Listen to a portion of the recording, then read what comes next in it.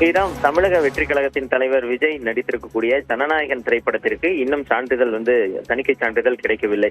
இந்த திரைப்படம் ஜனவரி 9ஆம் தேதியே வெளியாகுவதாக இருந்தது. ஆனால் தணிக்கை சான்றிதழ் கிடைக்காத காரணத்தால் அந்த தேதியில் படத்தை வெளியிட முடியவில்லை.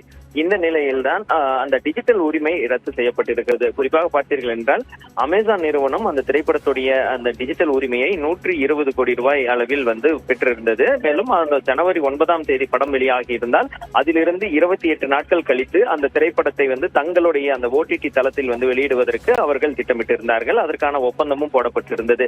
ஆனால் இந்த தணிக்கை சான்றிதழ் கிடைக்காத காரணத்தால் படத்தின் வெளியீடு தள்ளி சென்றது. இருந்த போதிலும் கோடை விடுமுறை அல்லது மே மாதம் அல்லது ஜூன் மாதத்துக்குள் படம் வெளியாகும் என்று எதிர்பார்க்கப்பட்டது. படக்குழுவும் தணிக்கை சான்றிதழ் பெறுவதற்கான வேலைகளில் அந்த மறு ஆய்வுக்கு அனுப்பியிருந்தார்கள். ஆனால் மறு ஆய்விலும் அந்த குழு படம் பார்க்காத நிலையில் அந்த திரைப்படம் எப்போது வெளியாகும் என்ற ஒரு கேள்வி நீடித்து வருகிறது. அதற்கான விடையும் இல்லாமல் இருக்கிறது.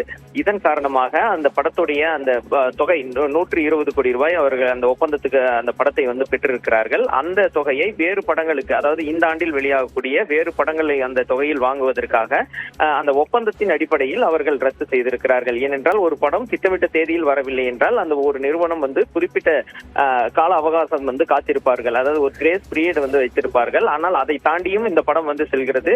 அது மட்டும் இல்லாமல் தணிக்கை சான்றிதழும் கிடைக்காத இருக்கக்கூடிய இந்த சூழலில் படம் எப்போது வெளியாகும் என்பது ஒரு விடையில்லாத ஒரு விஷயமாக இருக்கிறது. இதன் காரணமாக அந்த உரிமையை தற்போது ரத்து செய்திருக்கிறார்கள். ஒருவேளை படம் தணிக்கை சான்றிதழ் கிடைத்து வெளியாகுமானால் அந்த சமயத்தில் மீண்டும் அதற்கான அந்த பேச்சுவார்த்தை நடைபெற்று அந்த உரிமை, டிஜிட்டல் உரிமை விற்கப்படும் என்று தெரிவிக்கிறார்கள். ஸ்ரீராம், இப்போ படம் காலதாமதம் ஆகிறது தான் ஒரே காரணமா? என்ன விளக்கம் கொடுத்திருக்காங்க அமேசான் நிறுவனம் தரப்புல? நீங்க குறிப்பிடுறது போல மீண்டும் வெளியாகக்கூடிய பட்சத்துல அமேசான் நிறுவனமே இதை கையில் எடுக்கிறதுக்கான வாய்ப்புகள் இருக்கிறதா? இந்த தகவல் என்பது அதிகாரப்பூர்வமாக படக்குழுவோ அல்லது அமேசான் நிறுவனமோ அறிவிக்கவில்லை. இது நமக்கு கிடைத்திருக்கக்கூடிய தகவல். ஏனென்றால் இதற்கான அந்த ஒப்பந்த ரத்து என்பது கடந்த வாரமே நடைபெற்று முடிந்திருக்கிறது. அதாவது படக்குழுவினரிடம் பேசி அந்த ஒப்பந்தத்தை ரத்து செய்திருக்கிறார்கள்.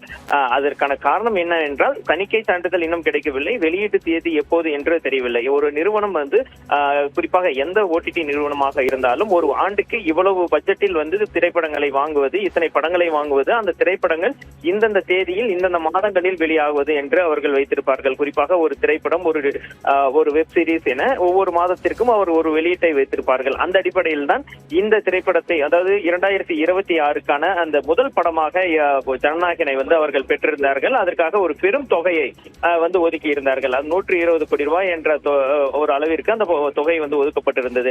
இந்த நிலையில் தான் ஒரு படத்தில் 120 கோடி ரூபாய் சிக்கி இருக்கிறது. அது மட்டும் இல்லாமல் அந்த திரைப்படமும் வெளியாகவில்லை.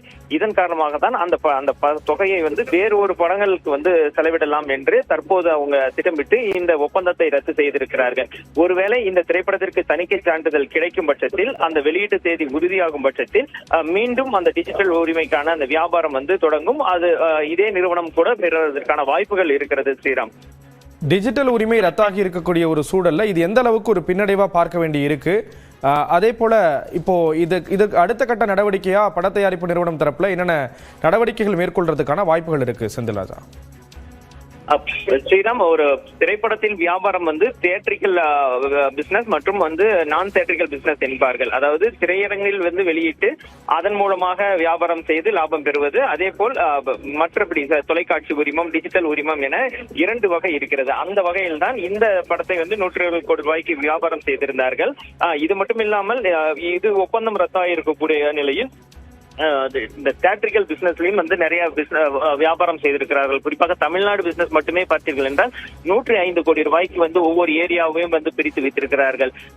தமிழகத்தில் 9 டிஸ்ட்ரிபியூஷன் ஏரியாக்கள் இருக்கு. அதில் பெரும் தொகைக்கு அவர்கள் வித்திருக்கிறார்கள். அந்த படத்தின் உரிமையை பெற்ற ஒவ்வொரு தங்கள் ஏரியாவுக்கு, சேலம் ஏரியா, கோயம்புத்தூர் ஏரியா, சென்னை, செங்கல்பட்டு, இது போன்ற ஒவ்வொரு ஏரியாக்களுக்கும் விநியோகஸ்தர்கள் பெற்றிருக்கிறார்கள். அதுக்கான முன்தொகையும் கொடுத்திருக்கிறார்கள். அவர்களும் இந்த படத்தின் வெளியீட்டுக்காக காத்திருக்கிறார்கள். இப்போது அமேசான் கார்தான் நிறுவனம் ரத்து செய்திருக்கிறது. இருந்தாலும் தியேட்டரிக்கல் பிசினஸ் வியாபாரமானது அதே வகையில் தான் இருக்கிறது. இருந்த போதிலும் படக்குழுவுக்கு இது வந்து ஒரு கடுமையான நெருக்கடி என்றுதான் வந்து பார்க்க வேண்டும். ஏனென்றால் ஏற்கனவே திட்டமிட்ட தேதியில் வந்திருந்தால் அந்த லாபம் என்று இருந்திருக்கும். அதற்கு பிறகு தற்போது 2 மாதங்கள் வந்து ஏற்கனவே 350 கோடி ரூபாய் பட்ஜெட், 500 கோடி ரூபாய் பட்ஜெட் என்கிறார்கள். அதற்கான வட்டியும் வந்து அதிகமாக இருக்கக்கூடிய சூழல். ஒவ்வொரு மாதமும் அந்த வட்டி வந்து அதிகரித்துக் கொண்டே செல்கிறது. இதுவும் வந்து தயாரிப்பு நிறுவனத்துக்கு ஒரு கடுமையான ஒரு பாதிப்பை வந்து ஏற்படுத்தி இருக்கிறது என்றுதான் நம்ம வந்து கருத வேண்டும். ஸ்ரீராம், விவரங்களை வழங்கியதற்கு நன்றி செந்தில் ராஜா.